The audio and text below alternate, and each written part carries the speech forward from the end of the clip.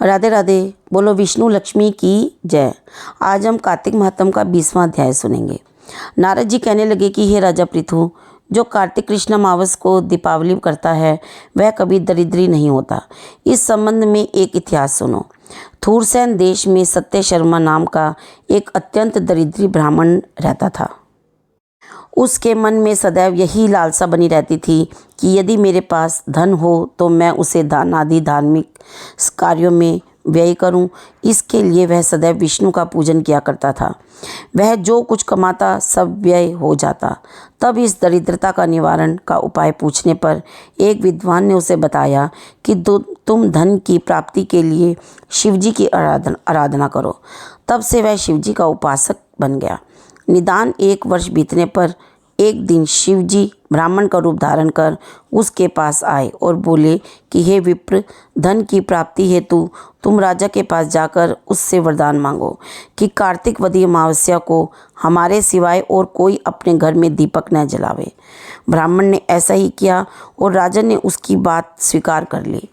निदान कार्तिक अमावस्या कृष्णा अमावस्या से एक दिन पूर्व अर्थात चतुर्दशी को सत्य शर्मा ने राजा के पास जाकर उसको स्मरण कराया तो उसी समय राजा ने सारे शहर में ढिंढोरा पिटवा दिया कि अमावस्या को कोई भी घर में दीपक न जलावे। राजा की आज्ञा सुनकर अमावस्या की रात्रि को किसी ने भी दीपक नहीं जलाया।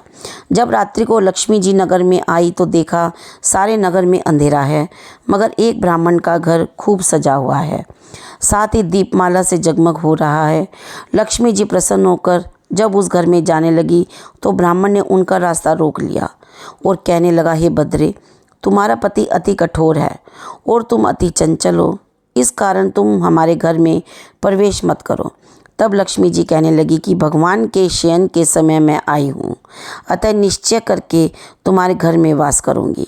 यह सुनकर ब्राह्मण ने कहा कि यदि तुम इस बात की शपथ लो कि 3 वंश पर्यंत तुम हमारे घर से नहीं जाओगी और यहीं पर वास करोगी, तब हमारे घर में जा सकती हो।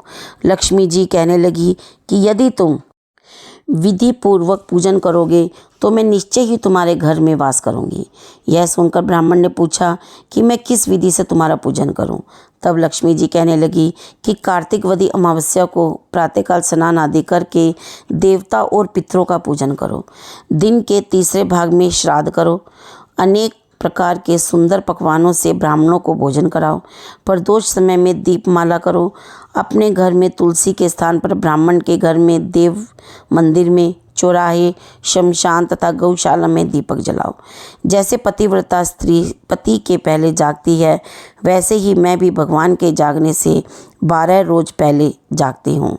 इस दिन बाल वृद्ध तथा रोगी के सिवाय और कोई भोजन न करे। सायंकाल हमारा पूजन करे। सबसे पहले स्वस्ति वाचन द्वारा गणेश जी का पूजन करें, फिर कुबेर का पूजन करके संकल्प करें, तत्पश्चात लक्ष्मी जी का पूजन करें। कैसा स्वरूप है लक्ष्मी का?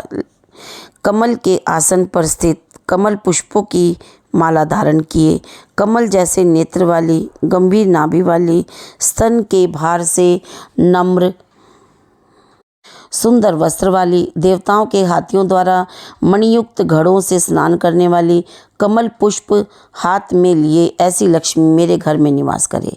सर्वप्रथम लक्ष्मी जी को आसन दे, फिर पाद्य, अर्घ्य, आचमन, स्नान, वस्त्र, धूप, दीप, नैवेद्य, जल, तांबूल, सुपारी, इन सब वस्तुओं को अर्पण करके नमस्कार करे, दीप जलावे और समस्त रात्रि भगवान का कीर्तन करे। इस प्रकार कुबेर तथा लक्ष्मी जी का पूजन करके ब्राह्मणों को भोजन कराए। फिर बंधु बांधवों सहित आप भी भोजन करें। सत्य शर्मा ने विधिवत इसी प्रकार किया, जिससे उसके बहुत सा धन धान्य हो गया। इसके बाद उसने अनेक यज्ञ भी किए। फिर सत्य शर्मा विरक्त होकर मथुरा जी चला गया और वहीं पर समाधिस्थ होकर विष्णु लोक को प्राप्त हुआ। इस प्रकार कार्तिक महात्म का 20वां अध्याय संपन्न हुआ। बोलो विष्णु लक्ष्मी की जय। आप मेरी वीडियो को लाइक, शेयर, सब्सक्राइब जरूर कीजिए और बेल वाला बटन दबा दें। आपको आगे आने वाला अध्याय जल्द ही मिल जाए। राधे राधे।